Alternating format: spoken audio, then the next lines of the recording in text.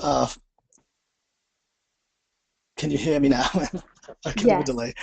Uh, yes, indeed. NTAA, in the interest of assisting tribes in their ability to connect with the federal government on such an important event as the new well, I was going to say carbon rule, but now we're calling it the Clean Energy Plan. Um, it's the interest of the NTAA to assist tribes in any way we can to foment discussion, build that relationship with the federal government, government to government relationship. And as you can see, the NTAA, the folks who work in NTAA have been making great strides in developing product. And this webinar here is one of them to bring together some of the finest minds to share the wealth of their knowledge with those of us who are definitely going to pursue creating a comment and any kind of comment at all, just to show that this one here, I mean, it matters for tribes such as myself, my own tribe.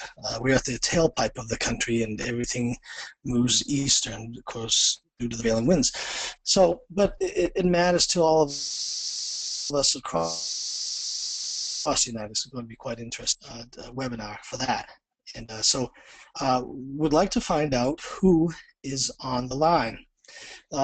We always start with Alaska because it always ends up being 1 through 10, and Alaska's the last. So let's find out who's from Alaska, shall we?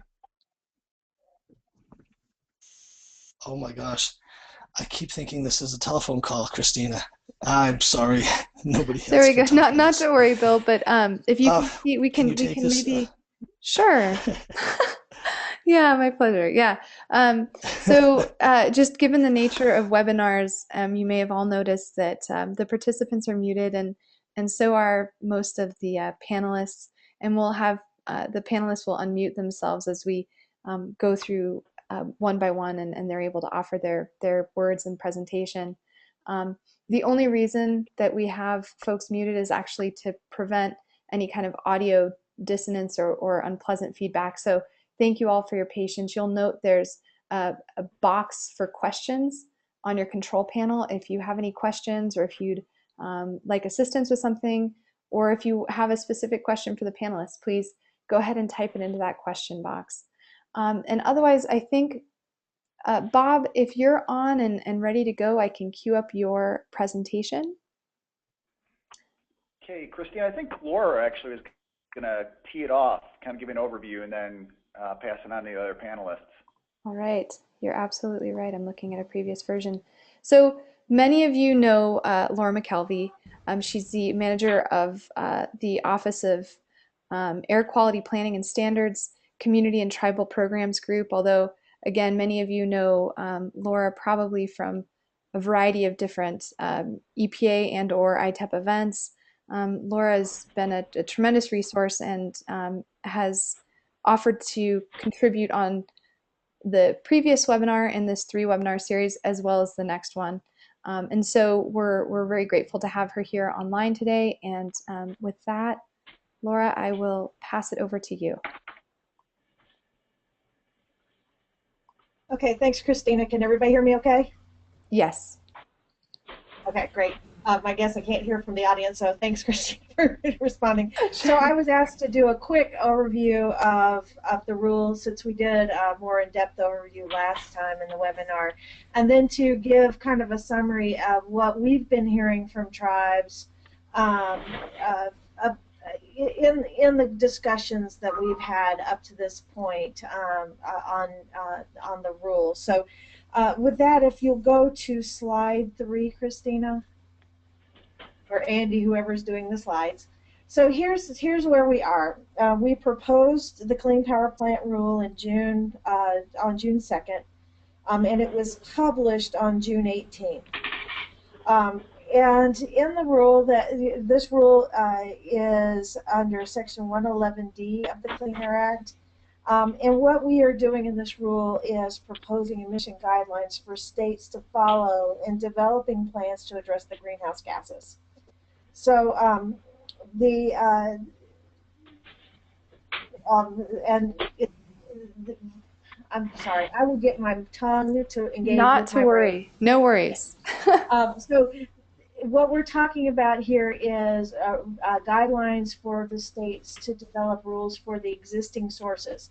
If you remember earlier, in previous actions, we developed new source performance standards for new power plants and for modified power plants. So this is kind of completing the activities on the power plant activities for greenhouse gases.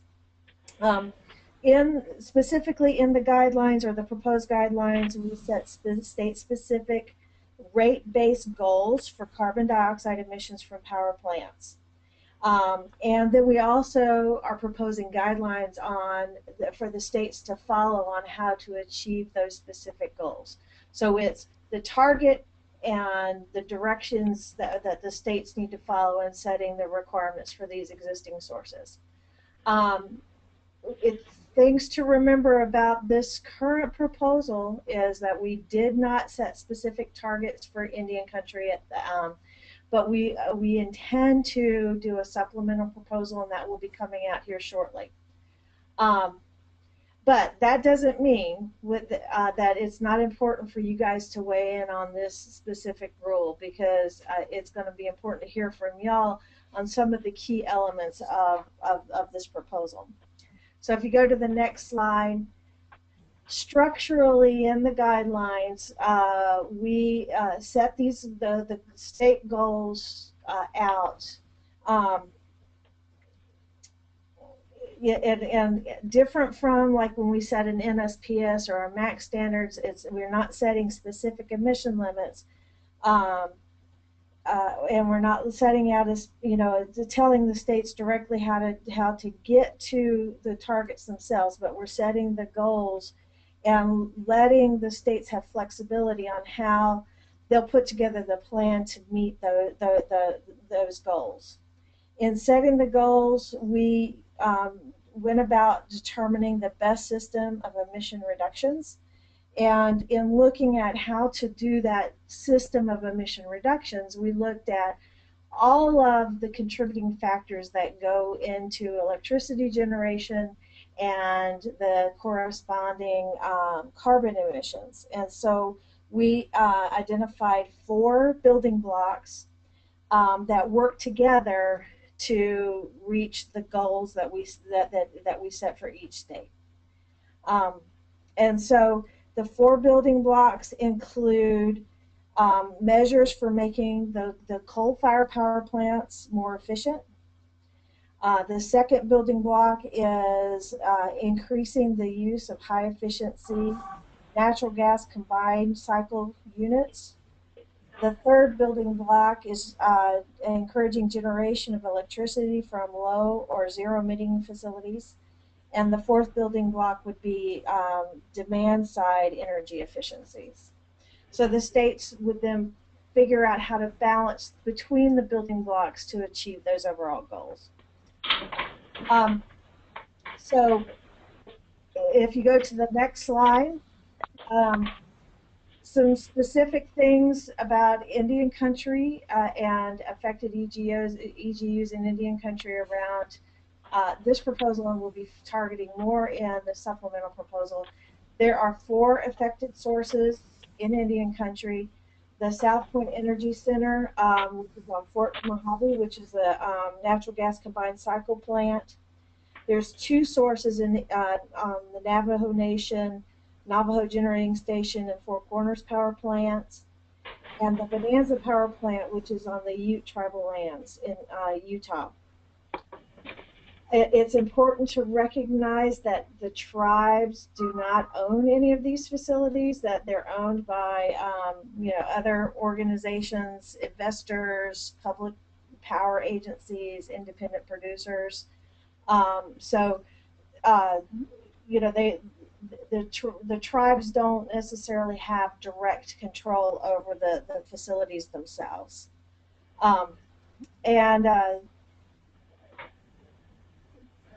The other thing about the sources in Indian country, many of them are already undertaking activities to address some of the criteria pollutant program requirements. For example, Navajo Generating Station and Four Corners have some best achievable retrofit technology for regional haze requirements that are going in place or are already in place that have occurred after the 2012 baseline. So those will be factored into and taken account of in the their participation and their role in the program. So if you go to the next slide real quickly, the comment period closes on October 16th for this rule. Remember, we will be doing a supplemental proposal on how the tribal sources in Indian country are affected by the rule. But there are some specific questions where we've asked in this process. One of them would be, if the tribes with affected sources are interested in developing plans of their own, how tribes would like to factor into these if we go with a multi-jurisdictional approach, how the tribe should factor into that. How we should consider moving forward with federal plans for Indian country. We invited comment on how to set the goals for Indian country and how the best system emission rate activities should be applied in Indian country. And again, how do we take credit for the Four Corners or the reductions that are already going on at these facilities for other requirements.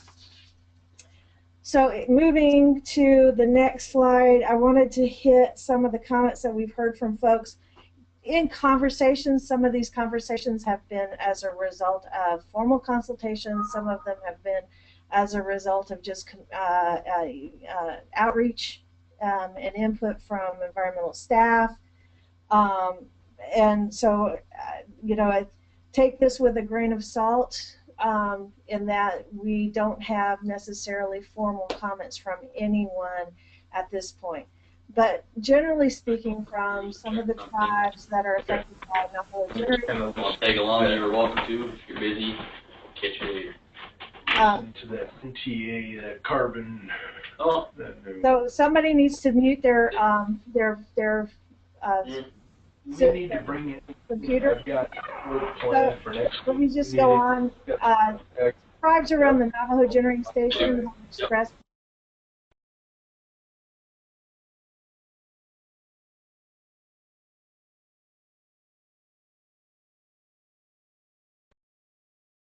Christy? Okay. Laura, forgive me, I had to go ahead and mute everybody so that there would be less background noise and disturbance. So please go ahead. I apologize for the interruption. That's okay. So the tribes that are affected by the water treaty rights and their water is supplied by Navajo Generating Station have expressed concern that this may increase the cost of that water. We have heard from some of the informal discussions that there's interest in exploring the regional planning approaches. So if you go to the next slide. The input prior to the proposal did start this an outreach well before the proposal. Many of you participated in the webinars and the listening sessions, but we also had a brainstorming session at the National Tribal Forum. So this is kind of a mishmash of some of that informal input that happened even before the proposal came out.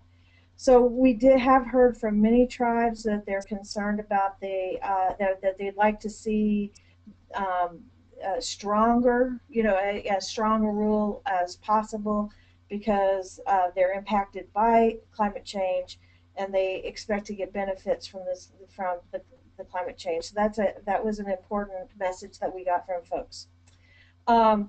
We also had questions from tribes that had EGUs on how they would fit into the system, and tribes that don't have EGUs that are affected at this point but have energy efficiency or they have really good alternative energy or activities. They want to know how they can play a role in the part of the process. We've had some tribes that may not have even that, but they have concerns about the way the state might move forward in doing the planning, and they want a seat at the table. We've had some expression from tribes that if there are trading programs that the state set up, that they want to make sure that they have access to allowances, and they have access to the market, but they also want to have access to have a say on the places where emissions may be targeted, so that they get the co-benefit reductions for their communities, as opposed to maybe having the allowances bought by a source in their area and maybe not receiving those co-benefits.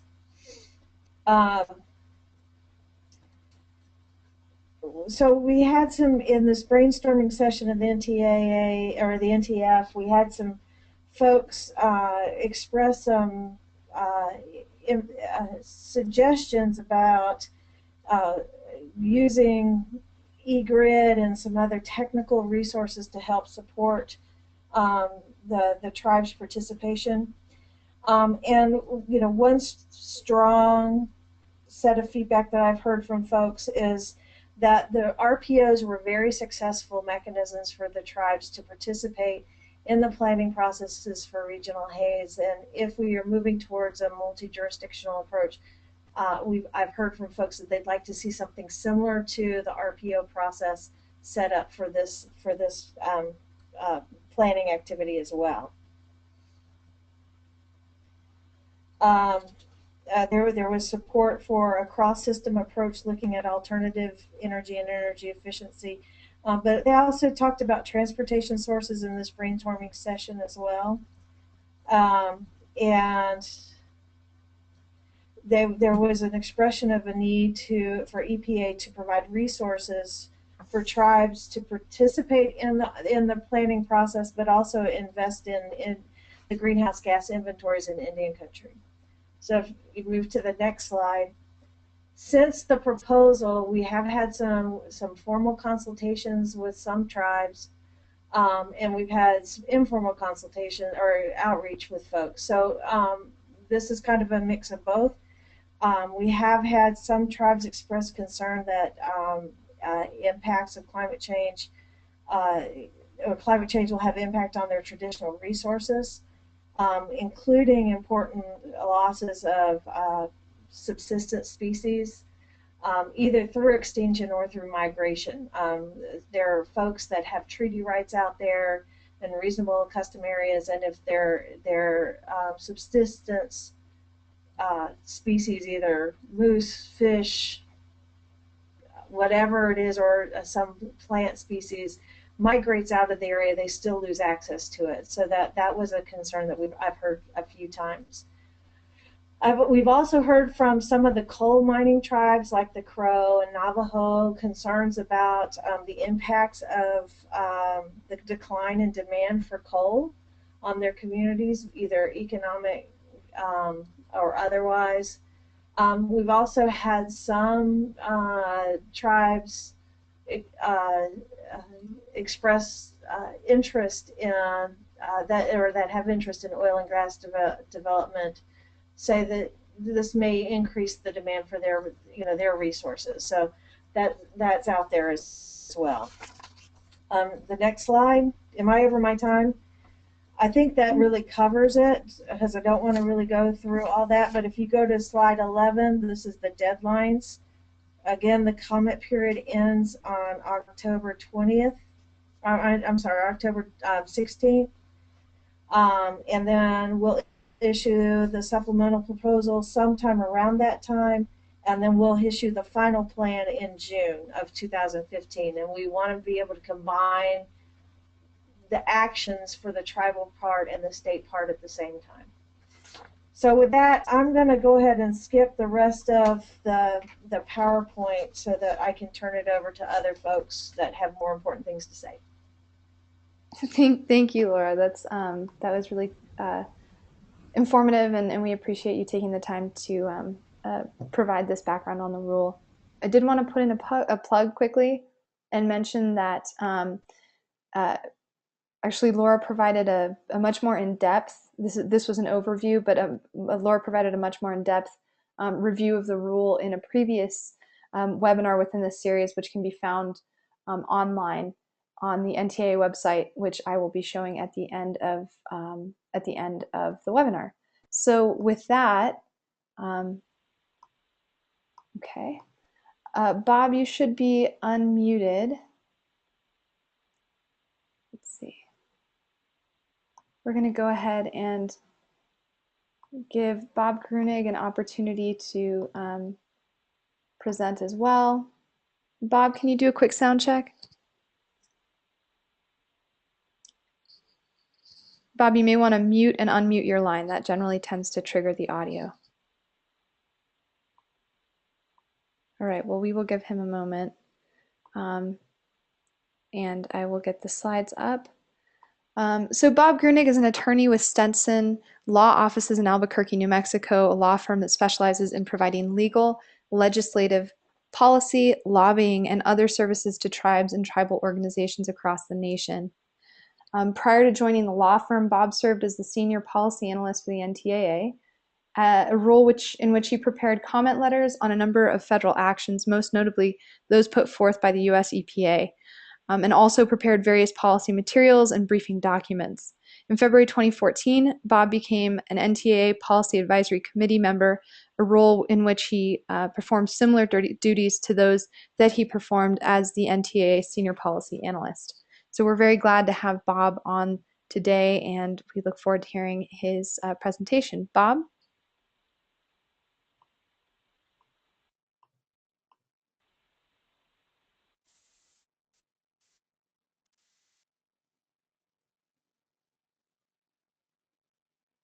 See, it looks as though we may have just lost Bob, unfortunately.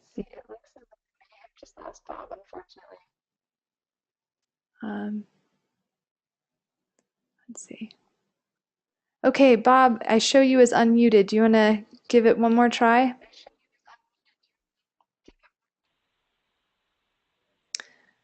Okay, well, in that case, Garrett, I don't know if you're available to jump ahead, and then we'll go back to Bob. Garrett, are you free to speak now? Can you hear me? Yes. Ask Bob again. I just heard the thing say that everything was unmuted. Bob, are you able to chime in? Okay. We'll give him a moment. He's unmuted, so you may get an interruption at some point during your presentation, and hopefully it'll just be Bob chiming in. Well, the challenge is my presentation builds off of his. Yeah. So we may have to actually jump around a little bit more. Okay. I'm seeing that Bob was maybe having an issue with internet connectivity, so he's called in. And okay, Bob, I just sent you the audio pin.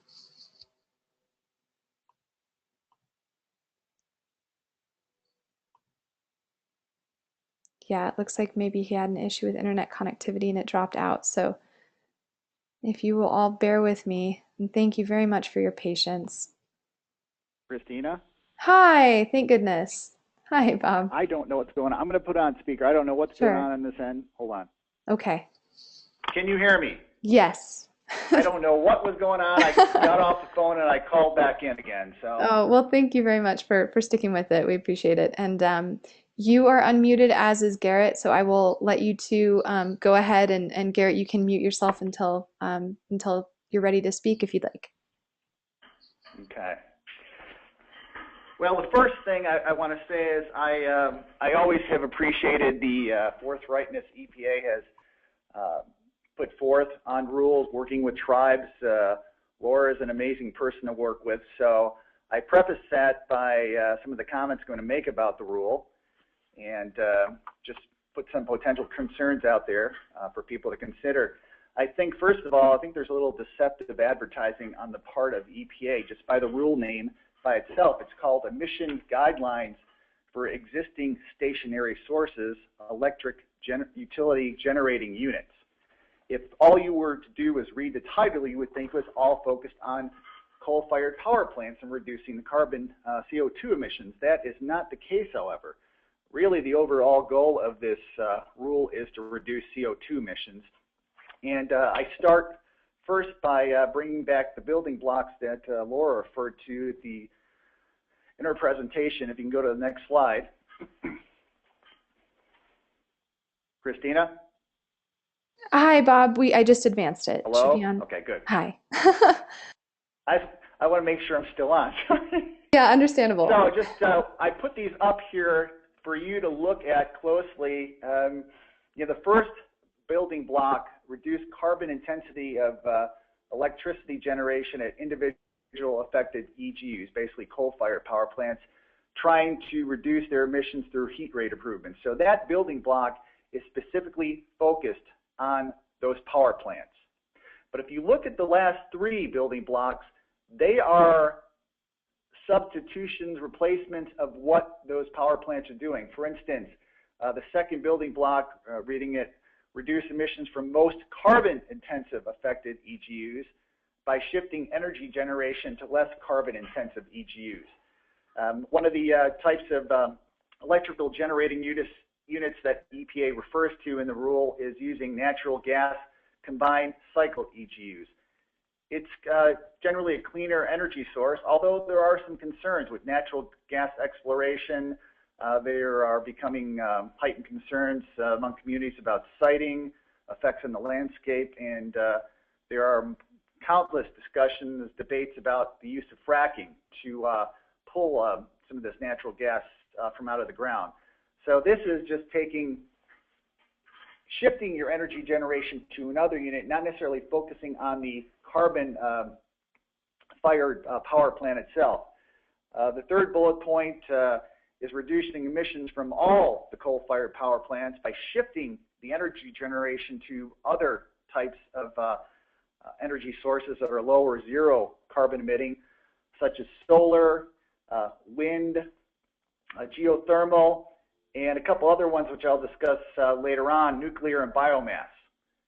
And finally, the last one is reducing emissions from these coal-fired power plants through use of demand-side energy efficiency. Basically, you would be doing things, states would be doing things like we're more less carbon intensive, developing state appliance standards that would ultimately, the appliances would be emitting less CO2 in the environment. So you've got that, these building blocks. So really the rule is not necessarily about the coal-fired power plants per se. It's the overall goal is to reduce CO2 emissions, kind of attaching yourself to the existing power plants and going a step further. And when you take that approach, when you don't focus necessarily on the coal-fired power plants, then you're not addressing the co-pollutants at these plants like sulfur dioxide, NOx, other toxic air pollutants. Next slide.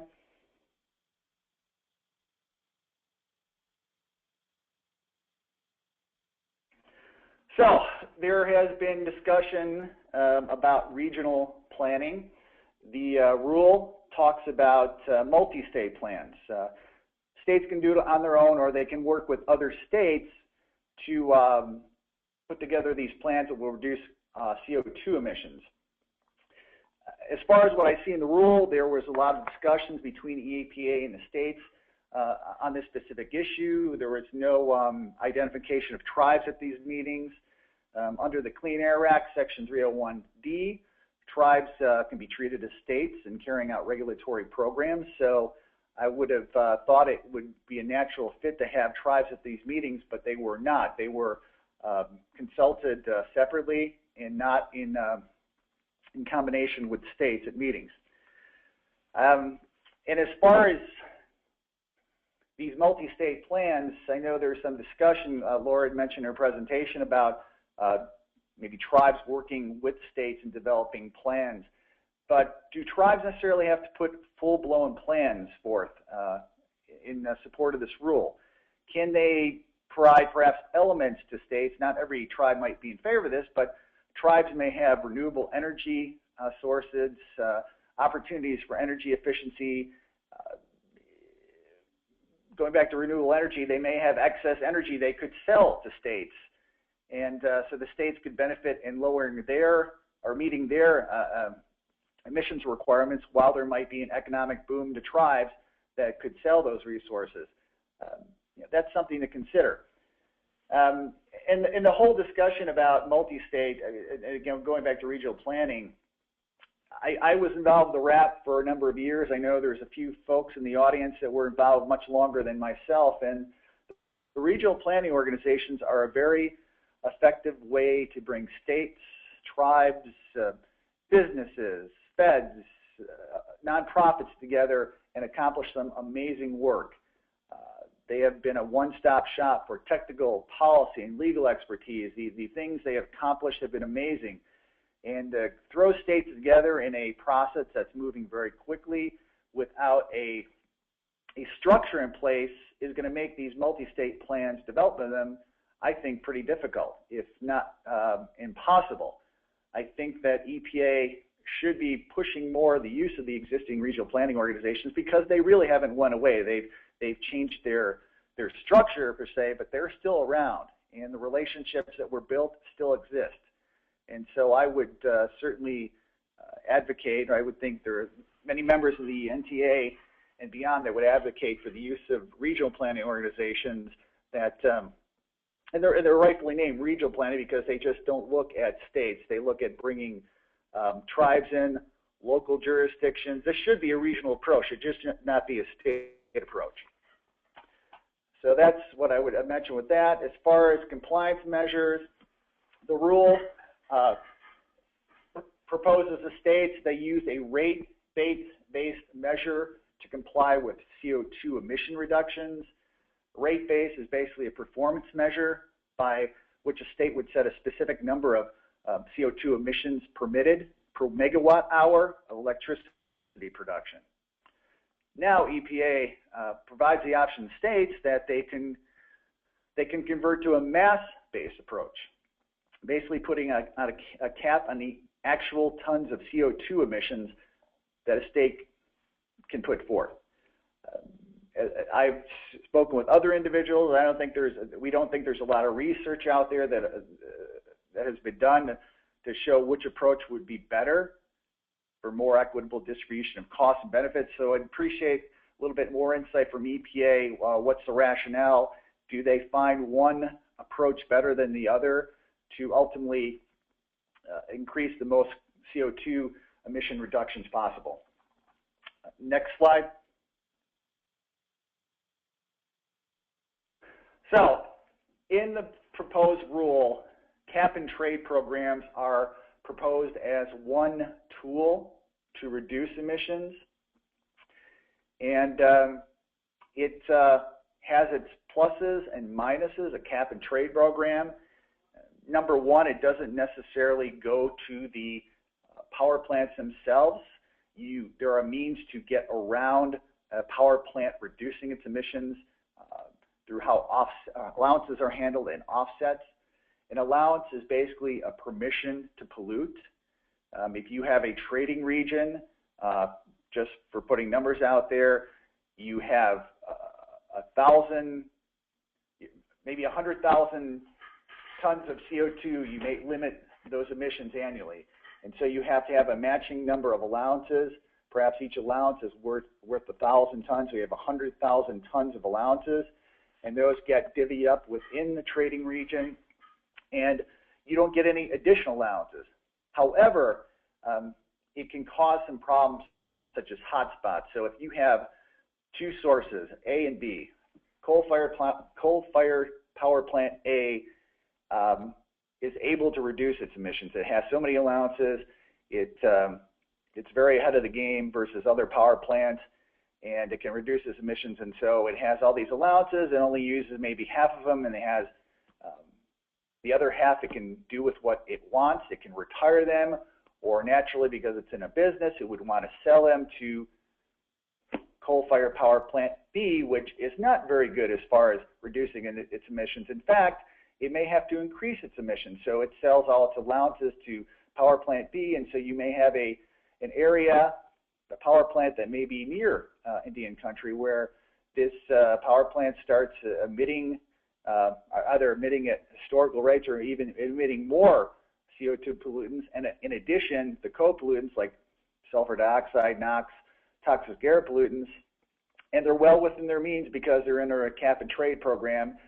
The allowances, there's no excess allowances beyond the ones that were put out there in the first place. It's just a matter of how you divide the allowances within the region. So you can have some parts of the region with very low emissions, other parts of the regions with high emissions.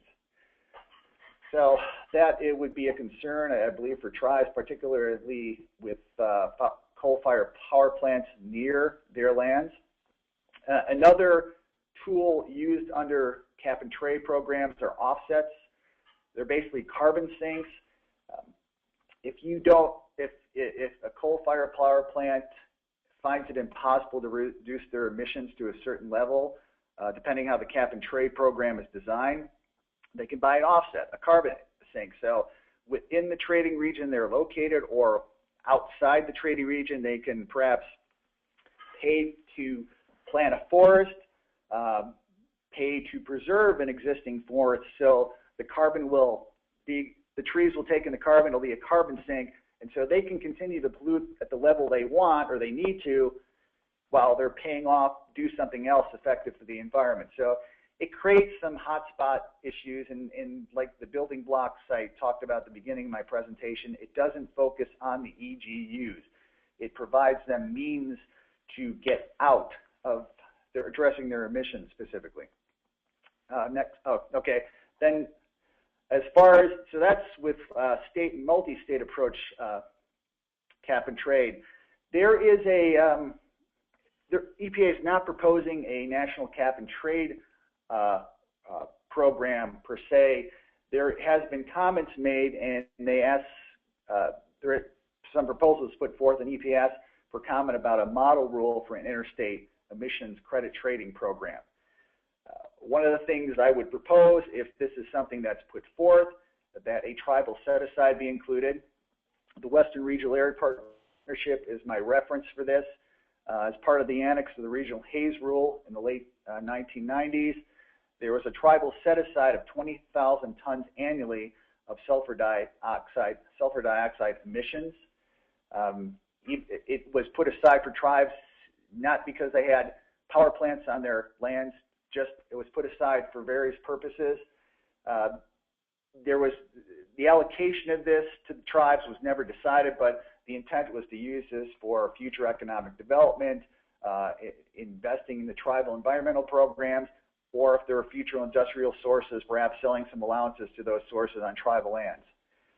The set-aside grew out of discussions among the many partners within the RAP, again, states, tribes, private businesses, the feds, nonprofit groups. It really was the issue of equity and economic development. The tribes basically have been suffering and still suffer the impacts of off-site power plants. They've had very little, tribes have had little contribution to the pollution in the West, but they have ultimately felt the effects. And so this was to address the equity in that and to use the allowances perhaps for some economic development purposes for tribes that really needed it. So next slide. So a couple of things I wanted to pull out about energy. As far as building block 3, the proposal to use lower or zero emitting CO2 energy sources. Two of the types of sources mentioned are nuclear energy and biomass. They each have their issues. You may be neutral on this subject, but I thought I'd mention a couple things. I think in the rule there are a few plants, it might be 6 that are under construction or 4. There are other ones that are near retirement, which EPA is promoting that they continue to be used to help reduce CO2 emissions. Back a few years ago, I worked on the Transportation External Coordination Working Group. It's a group from the Department of Energy, and the focus was using Yucca Mountain as a long-term storage site for nuclear waste. A major issue communicated by DOE during the meetings of this working group is that there were 56 lawsuits at the time by the owners and operators of nuclear power plants who had been promised by the federal government that they would have a long-term storage site for their nuclear waste. And that obligation of the federal government still exists, and there still is no long-term site since Yucca Mountain was put to rest. The other things why tribes were largely involved is that they were concerned about nuclear waste being transported near or through their lands. And so this is something that's being proposed in rule that it could possibly increase the existing nuclear waste already out there. Numbers I've got, there's 72,000 tons of high nuclear waste that currently exist, and this would increase based on the rules proposal to put forth nuclear energy as a type of energy to reduce CO2 emissions. So this would increase. This would also then, ultimately, when a long-term storage site does get established, that this waste could be going near or through tribal lands. The other thing is we have to look at the legacy waste that exists. There was a lot of uranium mining to support the previous nuclear energy boom. There, an inventory of abandoned mines on tribal lands has not been fully completed. Remediation is far from complete. So this is a concern that I think tribes may want to focus on if they do have an opposition to nuclear energy and its effect on their lands and what it could be ultimately become, because there would be more of a push to open up tribal lands for further uranium mining. Quickland biomass, EPA is promoting this, but it's been found to be a pretty dirty, toxic, and carbon-intensive type of energy, and it could ultimately end up putting more CO2 emissions in the air than EPA ultimately anticipates. Finally, with consultation, Garrett's going to speak more about this, but I always look at this in proposed rules, and generally I see this, EPA did a lot of good things in consulting about this rule. They've offered consultation. They sent out letters. They've actually consulted with tribes or looking to consult with tribes further. They've had outreach of the NTA. So I think they've done basically everything right in my perspective, except they start on a false statement. They say in the proposed rule that this action does not have tribal implications as specified in Executive Order 13175. Their basis for it is that it does not have any financial impact to tribes. There's no direct compliance cost placed in tribes, but Executive Order 13175 talks about tribal implications. It refers to regulations, legislative comments, or proposed legislation, and other policy statements or actions that have substantial direct effects on one or more tribes, on the relationship between the federal government and Indian tribes, or on the distribution of power and responsibility between the federal government and Indian tribes. So that one statement having substantial direct effects on one or more Indian tribes, this rule will have effects on tribes, positive and negative. And so for EPA to deny that there are no tribal implications is a completely false statement. And so at that point, I will just turn it over to Garrett.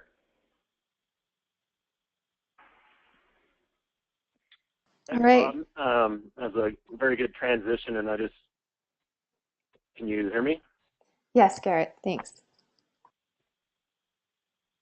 Hello? Garrett, we can hear you. Okay, thanks. Mm-hmm. That's a very good transition, and real quick, I just want to second Bob's compliments to EPA as far as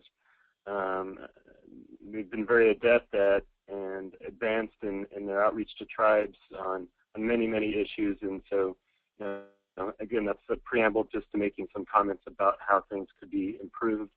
And Bob pointed out that on page 34948 of the rule that EPA states that the action does not have tribal implications, and it bases that on there's no direct compliance cost to tribes. Tribes aren't required to develop Clean Air Act plans based on the rule, etc. And then Bob did point out in Executive Order 13175 the definition of policies that have tribal implications. goes beyond what might be a financial cost, but it's about the relationship between the federal government and Indian tribes. And if you look at an Executive Order 13175 in Section 3 on policy making criteria, Part C of Executive Order 13175, it talks about that a tribal implication, there is a tribal implication when the federal government is seeking to establish standards and they must consult with tribes. So not to say that, as Bob pointed out, that several letters have been submitted to the tribes. They've done outreach with them as groups in person and on the phone, and as many of you know, on NTAA calls. But what I want to point out and focusing on consultation is just that I think another step could be taken. And in particular, where the rule says that there are no tribal implications, Bob did a very good job of laying out why there are tribal implications. First of all, I think the biggest point is that EPA is looking towards a regional or multi-state planning process on emissions reductions. And so that's going to necessarily involve tribes or that are in those states or in those regions. And if those plans are developed in isolation from tribes, then the executive order for consultation is not being met. So this is just further encouragement to say that there are implications, whether if an individual state does a plan or it's multi-state, it's going to involve tribal interests if tribes exist within those states, whether a power plant is on tribal lands or it's nearby, particularly with the air quality impact issues, as well as the renewable energy options outlined in the rule. And another point I'd make, and I was glad to see in Laura's presentation that EPA did get a decent amount of feedback from their first letter last November, and I assume they'll start getting, or have already started to get, some additional comments. But I'd really encourage all of you that are interested in air quality and work in this field, and to really work with NTAA and work with experts like Bob to identify some of the implications that may affect your tribe, and to directly request consultation with EPA. They've put their hand out, and it's your turn to reply to that. Another thing I want to point out is it's been mentioned that there are four existing plants on tribal lands on Navajo, Fort Mojave, and the Ute Reservation. As Laura pointed out, there is no plan that's been outlined for dealing with the emissions of those plants that EPA projects in the existing rule that they'll be addressing that within the next year. There's an option for each of those tribes to develop their own plan, or in absence of that, EPA will develop one. Again, there's a point that there are tribal implications, and if you're one of those involved with one of those tribes, and perhaps you don't have the capacity or resources to develop your own plan, and EPA develops it, I think EPA really needs to hear comments about how you want them to work with you, consult with you to develop those plans. And if your tribe does choose to develop a plan, I think it's a fair question to ask EPA what kind of capacity, support, and resources they would provide to you so that you can develop your plan.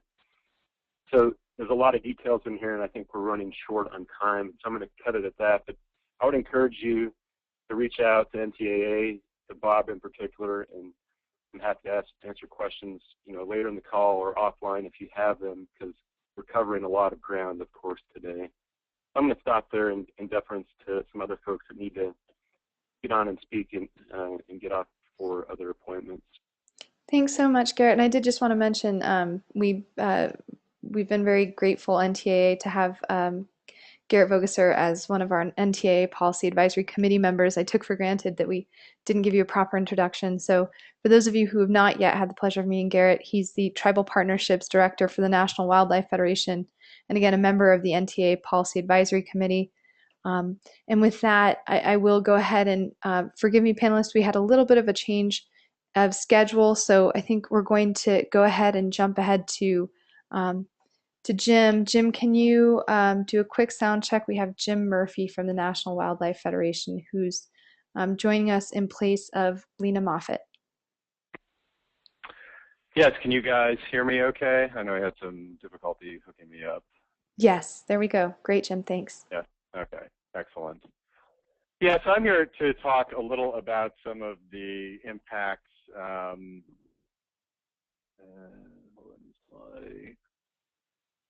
My PowerPoint up or no? No, it's not, that's fine. I'm here to talk about some of the impacts that climate change is having on subsistence hunting and fishing and wildlife generally, and really the need for this rule. And I will be relatively quick because I know we've got some other speakers who want to go and a lot of ground to cover. Yeah, I mean, in general, if we don't address climate change, if we don't aggressively deal with the carbon pollution that we're putting in the air, we're really looking at an ecological disaster. I know that Elizabeth Kolbert's book came out and labeled it the sixth extinction, and unfortunately, she's really not being hyperbolic in making that assessment. The projections are that if we don't curb climate change and keep going as business as usual, we are looking at something like a 50% reduction or extinction of species. And I think when you get to those type of numbers, you're really into an unpredictable category, because we just don't know when you do that much damage to ecosystems and to ecological structures. Given how interconnected everything is, it's just very hard to forecast what type of damage, even beyond that rather scary number, is going to take place. And it really impacts everything, and unfortunately it impacts some of the species that we know and love most, and favors some species that can do a lot of harm. A lot of invasives and a lot of pests are what is going to thrive in a warming world, and I don't think any of us want that type of situation. Talking about fisheries, one of the fish that's going to be hammered the most is salmon. Changes in flow rates and warm water temperatures could cause up to 50% of existing salmon habitat to simply become too warm to sustain salmon populations. And then you have several other issues that are going to impact salmon, like droughts and floods that are going to cause a lot more nutrients and sediment loading into streams. Salmon really require a lot of nooks and crannies for their eggs to survive, and for the hatchlings to survive. If there's a major climate change, the weather conditions are not going to be friendly for good spawning habitat. There's also changes in the food structure that could impact salmon. Already salmon are having difficulties thriving in some of the southern portions of their range, and certainly climate change will make that more difficult on many, many levels. And of course, salmon aren't the only game and recreational fish that are going to be impacted. Fish like halibut, herring, and cod, many of which have already taken, particularly cod, have taken huge hits from overfishing and industrial fishing and poor management practices. Cod in particular are very cold water dependent species, as are halibut. And they're threatened to see huge both shifting populations to places where there might be healthy, or the ability to recapture healthy cod populations now will simply be too warm, and the habitats will shift north and become fewer.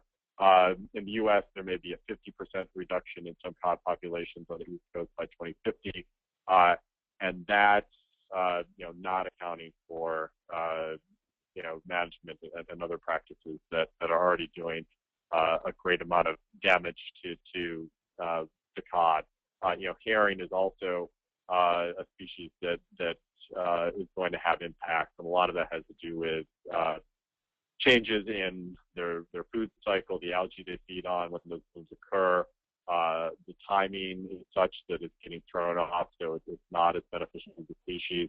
Also, the way that the ocean intermixes is creating dead zones and other problems that are making it difficult for herring to thrive and to thrive in the places that they've traditionally thrived. And fish like herring, not only are they game fish and industrial fish in themselves, but they're very important to the food chain. They provide food to a lot of other fish, and if their populations shift or decline, that has implications up the food chain as well. Clams are another species that is obviously a very important commercial fishery, very important sustenance fishery. They're seeing changes in suitable habitat as well. Also, with the warmer temperatures, clams are oftentimes behaving in ways that make it more difficult for them to survive. And then in general, with shellfish, there is, with ocean acidification from carbon pollution, there are changes in the way that shells and other things are formed, making it much harder for shellfish to thrive in the ocean. So what we're going to see is an ocean that is becoming much mushier, and that means that clams and mollusks and other shellfish are going to find it much harder to form the type of shells and other protections that they need to make it. Impacts to mammals are no less alarming. One of the most really tragic and well, at least close to me, I live in northern New England, is the moose.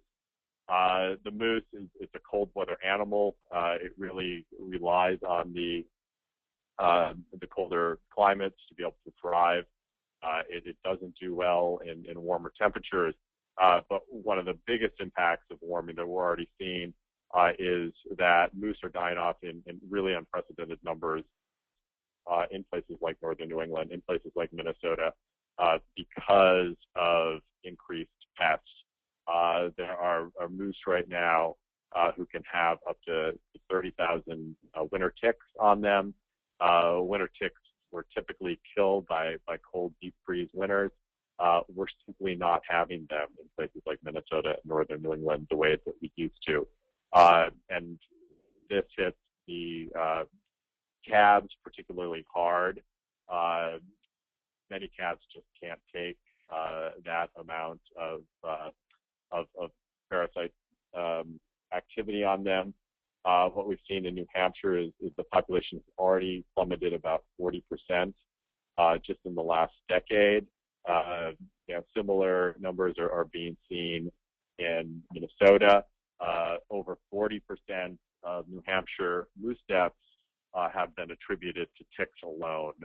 So it's a, if we don't act quickly, the future of the moose, it really in the northern 48 states is very, very thin at the moment. And even if we do act, it may be too late to save the moose, given the fact that there's a real lag time between quick action and results. Caribou, similarly, another animal that really depends on cold weather climates, boreal forests, tundra. Not only are the ranges of these shifting and shrinking, making it tougher for caribou to find food, but another problem with climate change, and I should also add that it's really the Arctic zones that are seeing warming at a much more accelerated pace than some of the more temperate zones. The warming is much occurring much faster there at a much greater rate. But what we're seeing as places that used to be very cold and very remote start to warm it has the perverse effect of making it easier and more accessible for development there. So it becomes a double whammy for animals like caribou, which are very sensitive to development, particularly the woodland caribou, really just fragmenting and even a small to moderate amount of activity in their habitat can make that habitat unsuitable for them. So as the habitat itself shrinks and diminishes because of global warming, the habitat areas become both more accessible and more attractive to the very types of development that also fuel global warming, to deforestation, to oil and gas development in places where it was hard for oil and gas development to come in, and that activity on top of creating more carbon pollution is also harming the caribou. Seals and sea lions, similarly, kind of like the polar bear, these are animals that really depend on a lot of ice. For instance, seal pups that have historically been born in the Gulf of St. Lawrence, they don't have enough ice now to be able to survive. They're drowning, essentially. Something like 90% of seal pups born in the Gulf of St. Lawrence are dying due to a lack of ice and dying before commercial harvesting is even begun. This is happening for other seal species as well. It makes it harder to find food. It makes it harder for them to breed. It makes it harder for them to find places to rest. Deer, similarly, the primary issue with deer is that parasites and disease are able to thrive in a way and in places where previously they didn't thrive. The most tangible right now impacts are to mule deer, which have already seen a serious downward trend in population. They are down about 1 million individuals from a few years ago.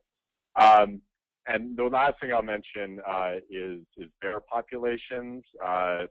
In the West, drought and pests have robbed bears of a lot of their food. A lot of the pine nuts that bears have depended on to fatten up for winter are not there because the zones for those trees are moving too far up, and many of the trees are getting killed by pests. As a result, not only are they not able to fatten up for winter, but instead of going up into the mountains away from people, oftentimes they're coming down into more populated zones or zones where there's more human activity, having more interaction with people, and as a result, there's more bear-human contact, which usually ends poorly for the bear. So, the overall, I think, takeaway message is we really need these actions. These actions are a really important step forward for wildlife because we're really facing a double whammy. Both the carbon pollution itself creates changing climatic conditions that are putting a lot of wildlife in jeopardy, but it's also creating conditions that are exacerbating a lot of pre-existing human-caused harms to these animals, and that's just simply more than a lot of the species are going to be able to handle or adapt to. So with that, thank you. Thanks, Jim. Jim's going to have to jump off now. He has some other obligations to attend to. But just again, Jim Murphy, National Wildlife Federation Senior Counsel on Climate and Energy Policy.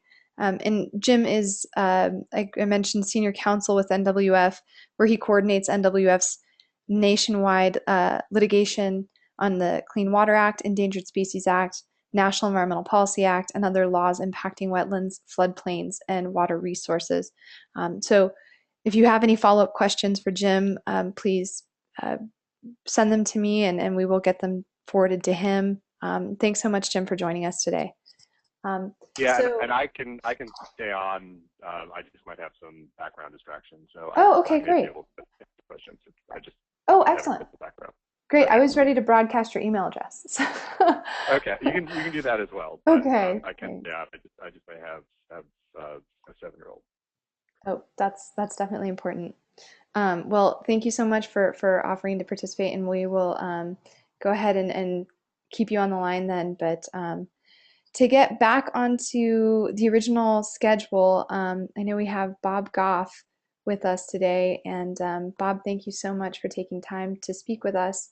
I've unmuted you, so you should be able to chime in.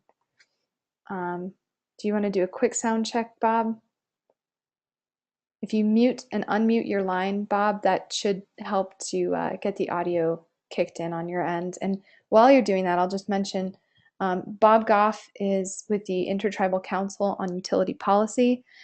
He's an attorney and cultural ecologist with over 30 years of experience on tribal, cultural, natural resources, who co-chaired Native Peoples climate workshops from 1998 through 2009. And works on the U.S. Department of Energy's Wind Powering Native America initiative.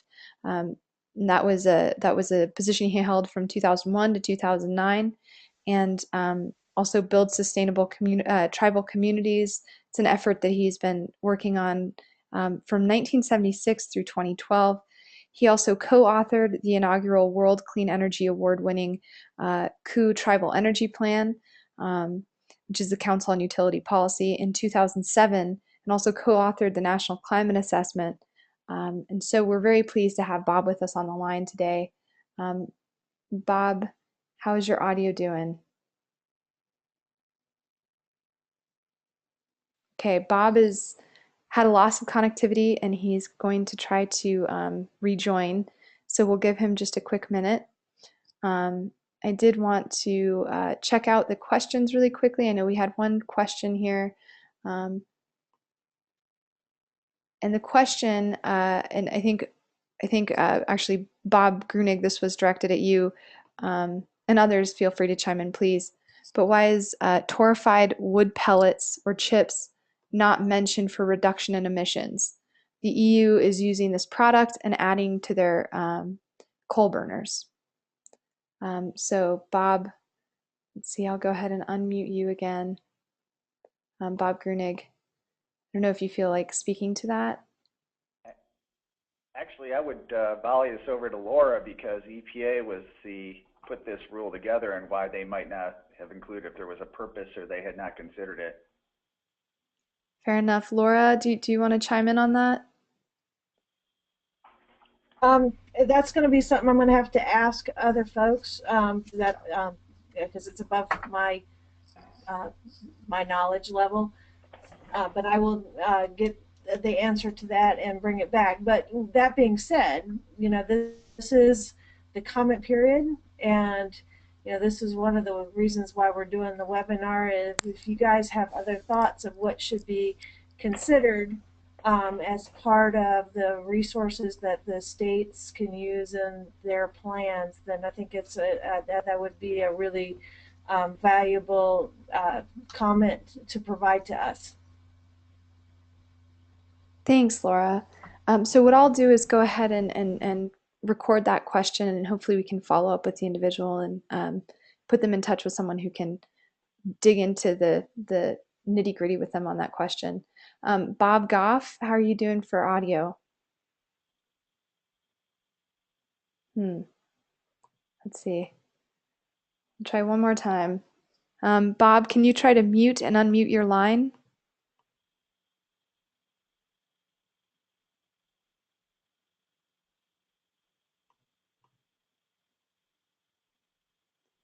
Bob, can you hear us? You with us? Okay, well, hopefully he'll be able to sort out, it looks like, a connectivity issue, or maybe even just a matter of his built-in microphone on the computer. Thank you all so much for your patience. I know we've had several technical glitches today, and I just appreciate you all sticking with us. Janice, if you're okay, maybe we can move ahead to you, and then hopefully we'll be rejoined by Bob momentarily. So let's see, one moment. Okay, so we were planning to have Lindsay Mosley on the panel today, and Lindsay had an unexpected um, obligation that she had to attend to. So we actually are going to be joined with by Janice Nolan with the American Lung Association. So one moment, and I will get you queued up, Janice. Okay. So Christina, Janice, can you hear me? yes, thank you so much. So I'll just quickly introduce Janice. Janice is the Assistant Vice President on National Policy for the American Lung Association. She directs the policy work on lung health and air quality for the nationwide organization and represents the Lung Association with its partner organizations and with federal agencies in policy and regulatory issues, including litigation. Part of her work involves producing the Lung Association's widely read annual report on air pollution, the state of air, also referred to, I think, as STAR. Is that right? Or soda, depending on who you're talking to. Okay. Thanks so much. Thank you. I Yeah. appreciate it. Thanks so much for having us on here. And I know Lindsay had hoped to be on. Frankly, I'm glad she was not able to be on because I've certainly learned a lot listening to the conversation so far. So I appreciate the chance. If you'll go to the first slide with an image on it. Thanks. This is one of the concerns that we have at the Lung Association is that often the health impacts of climate change and of carbon pollution are not as well recognized by many people. They think of them in terms of wildlife and wild lands, and understandably so, but that there are real threats to human health, and especially to some populations that we consider at risk.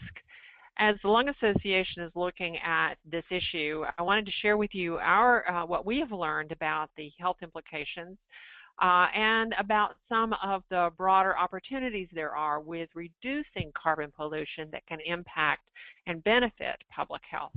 This slide is summary, provides a very quick summary of how carbon pollution threatens lung health especially. Often what we hear from people who are not as concerned about it or want to downgrade it is that carbon pollution isn't really pollution. It's a naturally occurring element or a naturally occurring compound, which is true. But I would argue there are lots of naturally occurring things that are harmful to you, including things like arsenic and other substances that we don't want to inhale. Carbon pollution we do produce, but when we produce it in the quantities that we're talking about, it has powerful impacts. As you well know, the climate change impacts directly from carbon pollution include things that drive other health endpoints. So we have the temperature getting hotter, we have weather changing, precipitation changing, and those have direct health implications, both from the changes in the temperature and weather, but also from their impact on air pollutants and on the increase in air pollutants. Next slide, please. Recently, the CDC produced this graph, which is very interesting, showing how climate change impacts human health. It shows how these changes that we see, including rising sea levels, temperature, have impacts that directly affect things like air pollution, like allergens, like water quality, and heat that have profound impacts on our health, on asthma, on respiratory diseases, as well as on image to help see that all of this is related. As we know, there are no silent spots. Everything impacts something else in this world, and certainly changing our climate impacts human health. Next slide, please. And one of the things that has been done and reported in the recent climate change impacts in the United States, the National Climate Assessment that came out in May, was they were looking at human health implications of this specifically, and they wanted to drive home a point, and I think use some very good examples that climate change is impacting human health now. We're not talking about something that's going to happen in the future. It's happening now. But if you look at the future, there are implications that are pretty profound for us. And what I'm going to give you in the next few slides are some specific examples of things that happen now or analysis that have happened now that show how climate change can impact human health in the future as good examples of that. In this case, this is a study that looked at the New York metropolitan area to look at the increased risk of going to the emergency room for children with asthma in New York City compared to the 1990s. And you can see that many places are going to see the risk is a substantial increase in number of kids who have asthma attacks because of pollution from the climate changing. And we'll then get into how it changes, but I will in shortly about the impacts on ozone, increased amount of ozone compared to what we would have otherwise, on flooding and drought that can impact both where we live, our homes, our communities, and can lead to areas that make it either a high level of mold or bacteria or biological contaminants that create a problem that can end up resulting in exacerbating, making worse children with asthma. And I raise this particularly not because we do have a huge population in this country, a lot of children with asthma. Right now in the general population, we're looking at about 9% of the population of children have asthma. But in the Native American and Alaska Native populations, we don't have as good data, but we have indicating studies that tell us that probably that number is way higher. For example, there was one study that found that about 13% of children of American Indian, Native Alaskan, Native American population children had asthma. There are other populations that are also equally or even more predominant, and we recognize that every tribe may have a different level, as we have found when we looked at Hispanic populations, that Hispanic populations from Mexico had different asthma prevalence than Hispanic populations from Puerto Rico. We know that there may be differences within the communities, but we do have an indication that tribal communities may be more affected because of having more children with asthma who may end up in the emergency room because of an asthma attack, worse problems breathing because of air pollution from the climate change. Next slide, please. Another one that may be a little easier to see because it's very visible are the risks from wildfires. And we think about wildfires often, we think about the community, the lands that are burned, but the impact on human health is also profound.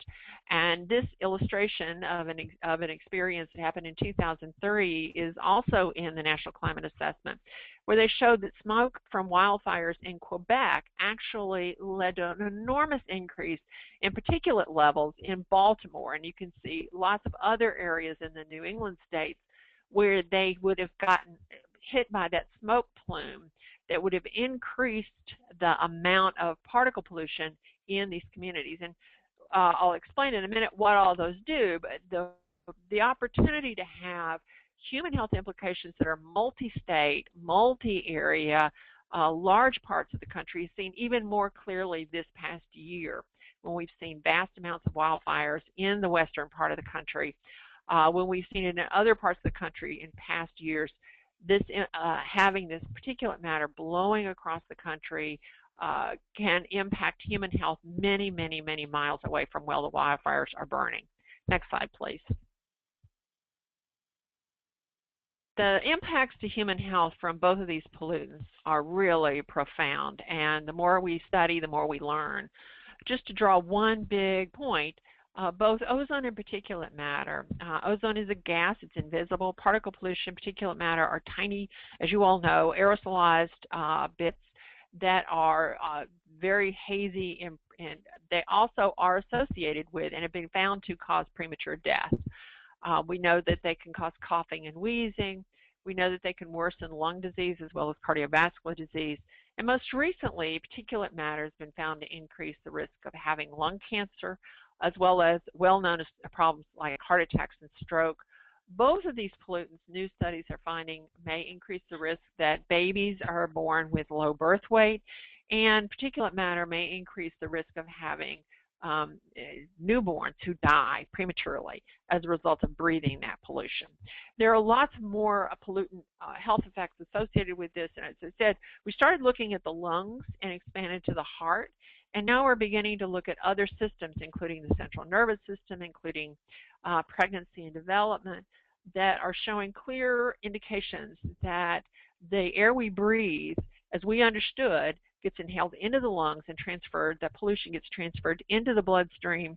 It can affect the systems and the stresses within the body. And those are things that we're very concerned about. So anything like climate change is going to increase the risk of having more pollution than we would otherwise, means that that is something that we need to be tackling as a nation. Next slide, please. In addition to the impacts on lung health or on the body directly, climate change poses other health threats through an indirect way, through things like heavy rainfall that causes flooding and droughts, through risk of diseases. I say indirect, that's not appropriate. These are also direct as well as indirect. Increased allergens, having more growth of plants that cause allergies to be triggered, increased mental health and stress-related disorder, one that's probably not as well appreciated as it should be and is recognized in the National Climate Assessment because a lot of these are compounding on the health problems associated with the other pollutants and the other harms that are happening, as well as food security issues, concerns about lack of adequate or sufficient foods for people. Next slide, please. Many of the people who are most at risk include the folks that we are most concerned about: children, older adults, people with asthma, people with lung disease, cardiovascular disease, low-income people, and communities of color. Now, the good thing is, as we've seen briefly mentioned earlier, that if we clean up the sources of carbon pollution, if we can reduce the amount of electricity we generate with, that also generates carbon pollution, we can have what we are calling co-benefits. We can have additional reductions of some directly emitted pollutants like sulfur dioxide, nitrogen oxides, and particulate matter, but also air toxics. Some of the initial studies have been looking at the benefits of these that are direct reductions from these co-benefits associating with reducing carbon pollution. Next slide, please.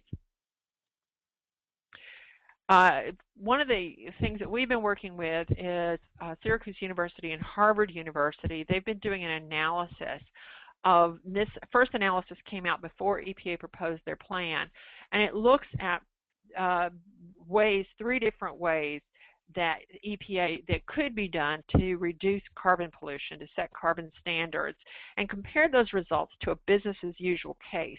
And the first part of the analysis is already out. The second part is coming soon. But the first part of the analysis, they looked at these and compared them and found that with stronger standards, similar to what EPA is proposing, the strong and stringent and flexible carbon pollution standards could reduce emissions of other harmful pollutants of sulfur dioxide and nitrogen oxides by about 775,000 tons each year.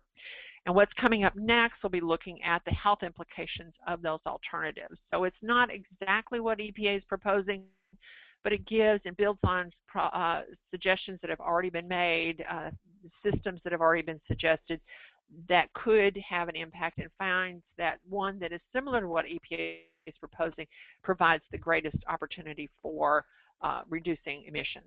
Next slide, please. EPA has done its own analysis, which you may be familiar with, looking at these co-benefits, and in fact, most of the reductions that they report on in the Clean Power Plan really do come from these co-benefits of reducing sulfur dioxide, nitrogen oxides, and particulate matter, and the secondary reduction of ozone and particulate matter. And we find that in 2020, EPA is estimating that we could prevent up to 4,000 premature deaths, up to 100,000 pediatric asthma attacks in 2020. And these analyses are from the initial benefits in that year, and these would be annual, increasing. If you go to the next slide, through the completion of the Clean Power Plan, by 2030, the benefits would grow to preventing up to 6,600 premature deaths, preventing up to 150,000 pediatric asthma attacks. And EPA calculated the benefits being for every dollar in cost, there would be $7 in health and economic benefits associated with this reduction, just looking at the co-benefits. I think it's important to remind you that when we're talking about these co-benefits, we are not talking about all of the benefits. Even with the co-benefits, we don't have a way of calculating how much the reduced mercury, for example, how that would impact financially or number of kids who would have fewer developmental problems. Or cancers, we don't have it calculated here, how many fewer lung cancers would develop because we cleaned up the particulate matter emissions that are going daily into the air we breathe. So these are very conservative numbers. They do provide a well-established model, the BENMAP model, if you're familiar with it, to help analyze this so that we know that these are good, solid numbers that we can count on as benefits from cleaning up the pollution from when we're tackling carbon pollution. Next slide, please. As has been mentioned here, we do feel that the Clean Power Plan can be strengthened, and we're developing our comments, working with our partners in the health community, including groups like the American Academy of Pediatrics, the American Thoracic Society, the American Public Health Association, the American Heart Association. And some of the things that we've identified is we would like to have these things put in place faster. We think we need stronger targets. We think we need more enforceability, greater oversight, and one of the things to discuss this a little bit is the issue of biomass. It's been raised, and I think one of the questions came in about the use of wood. We're concerned about the expansion of biomass, not only because of but mainly I will say because of the concerns about the emissions from biomass, not the carbon emissions, but the other emissions, the emissions of particulate matter and other pollutants. It's wood burning, something that we've been wrestling with and are concerned about, regardless of the wood, but especially as we're seeing a lot of wood being used that is from sources that have its own contaminants. But even regular wood has issues associated with it for particulate matter especially. But we will be coming out and recommending against including biomass combustion in this. Next slide, please. So we appreciate very much the opportunity to share these thoughts with you, and I'm happy to answer any questions if there's any time left. Thanks. Thank you so much. Really appreciate it, Janice. We do have a handful of questions, and it looks as though, unfortunately, Bob Goff was not able to rejoin us. So I think we'll just go ahead and proceed with some questions. And obviously, if you have any specific questions for Bob, although he wasn't able to join today, please do reach out to him. I'm sure he'd be happy to be available. I'm going to really quickly just exit this screen. Right. So there are a handful of different questions from the participants. I did want to quickly first point out a couple of resources that have been developed by NTIA for use in terms of developing comments and better understanding some of the implications of the proposed rule. And you can actually find the some fact sheets that were generated by NTIA staff here on the website. And also, as more materials are generated for this particular proposed policy, you'll find this policy response kit webpage to be very helpful, I'm sure. And obviously, please utilize whatever resources we have available through their website. And I hope that the panelists will also be able to extend themselves and provide support if you have any specific questions. But in the meantime, I'm just going to go ahead and check on our questions. We have, let's see, several. From Brandy Toft, who's one of our executive committee members on National Tribal Air Association, we have the question, how many states are actually looking into MJOs? So I'm wondering if that would be a good question, either maybe Bob or Laura. Laura? As far as me, I don't know the number of states looking in the MGOs. There are actually 6 MGOs that I'm aware of. 3 of them neatly match with the regional planning organizations, the areas located. There's Westar for the western states. There's Sensera for the midwestern states. For the states around Lake Michigan, you have LADCO, and then there's 3 of them in the east, NESCOM, Marima, and CESARM, but I've not heard any discussion per se as far as which ones are looking in a multi-state approach at this point. Yeah, I think this is Laura, I think it's premature. You know, I think that there's discussions, but, you know, this is one of the areas that we're asking for comments in this proposal. And so I think it would be really good for, you know, folks not only in this, but, you know, if you guys have some opinions about how the MJO should be structured and all that, that would be really good to give your feedback. But I don't know that, we haven't asked for commitments from anybody or, you know, who wants to do what at this point. I think we'll start to get more information on that when we start seeing the comments. Although I would say, I think I mentioned in my presentation, I think the time frame to put together a multi-state plan, while an additional year is granted under the rule for states that take that approach, I think that's not necessarily a lot of time for states to work together and come up with a strategy. Maybe I'm wrong, but I just seeing the regional planning organization process, which has been an effective process, it takes time to get agreement among the various states and other entities involved. Thank you both. So the next question here looks like it is for Jim Murphy, and maybe Garrett, you can chime in here as well. The question is from NTA Chairman Bill Thompson, and the question is, will the moose, essentially what will the consequences be for moose habitat? Will they simply migrate north? And how does such a habitat change affect animals that may have to relocate? My understanding is that that moose will not migrate, that they will stay in the location if the either pests become too severe or the climate becomes unsuitable for them. There'll be moose die-offs, as we're seeing in places like New Hampshire and Minnesota. You know, obviously, anytime you take a large animal like that, you know, out of the ecosystem, you know, there's reverberations throughout. You know, I mean, I can't answer specifically what moose would mean for other creatures and yeah, and for the habitat itself. Although, you know, there may be places where the habitat could dry or change due to, you know, climatic conditions. You know, but certainly, you know, moose are hunted and are a food source for some. They're also an economic driver.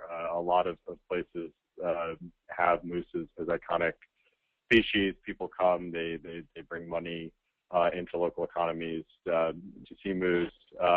Yeah, so the reverberations are many, but in the case of moose, they will not migrate. There are some animals that you know will migrate their range, but moose will continue to be in places that are suitable for them, but will stay and unfortunately perish in places that become unsuitable. Hey, and this is Garrett. I might add on to that, and Jim, I hadn't heard that moose don't migrate. But there are some studies out there, and I don't have anything on the tip of my tongue about the shifting of plant and tree species.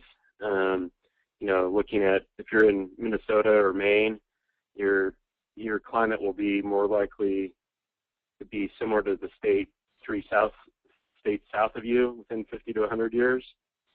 So I think there's some scientific questions there on whether, as the habitat itself changes because of climate change, whether there might be some more suitable habitat to the north that might adapt to and move. I guess we don't know the answer to that. If that were the case, and the science is done on that, then there would obviously be treaty right implications, with moose being a subsistence species for many tribes. And, how would those tribes in the Northeast or the Great Lakes region that, have traditionally used moose, how would they continue to have that traditional access to moose if they're outside the range of your reservation or nearby? And then I think Jim's right. I think the biggest implication is that rather than the migration, it's the parasites that are now thriving because of the warming temperatures, and the moose just simply aren't escaping those. I know Seth Moore has done quite a bit of work on moose issues, so there's some resources out there, Bill, I think that we could tap into, and some other folks we could talk to about that. Certainly, and on that note, this is Christine. I'll just put in a plug quickly. You mentioned Seth Moore with Grand Portage Band of Lake Superior Chippewa Indians, and that's one of the tribal profiles on the ITEP Tribal Climate Change website addresses specifically impacts of climate change on moose and moose populations. So that might be a good resource for folks if they're interested. We have another question. Actually, this question is for Bob. In terms of biomass, is demolition debris included? Toxics, are there concerns in terms of toxics from paints and accidentally included construction materials? Well, in the rule, it doesn't place any limitations on the type of biomass feedstock that you can use to generate fuels. You may find that within the various states, they may have prohibitions on the type of material you can use for biomass feedstock. I know EPA has read the rule. They're updating their biogenics CO2 accounting framework to determine as far as what type of emissions are produced from the various types of feedstock that are put in. So, but yeah, there's no specific prohibitions in the rule that speak to that. I think you'd have to look at the individual states and what they will and will not allow, and ultimately what type of CO2 emissions these type of feedstocks are going to produce. Hey, Bob, there's also other rules that might impact that, the boiler and commercial industrial solid incinerator rule and the definition of solid waste rule. Those rules combine to kind of define what's a incinerator, what's a boiler, and where's a disposal facility. So it may not be limited in this rule, but it may be limited in those. And I haven't explored that overlap, but that may be something that we need to do. This is Janice Nolan. Let me just say that is one of the issues that we're very concerned about, because we're seeing that in terms of its growth or proposals in the Southeast, especially seeing new a lot of use of demolition equipment, demolition wood supplies, and the impacts, even if it's not demolition wood supplies. We know, and we have commented to EPA about our concerns about emissions from wood burning that vary from not only the usual soot and ash, the PM, carbon monoxide, NOx, but also carcinogens like benzene, formaldehyde, 1,3-butadiene are all recognized as emissions of hazardous air pollutants that come from burning wood.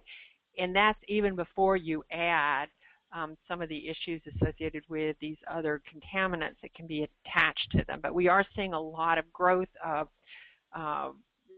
demolition-powered, if you will, boilers and power plant or electric generating units being pushed in some parts of the United States now.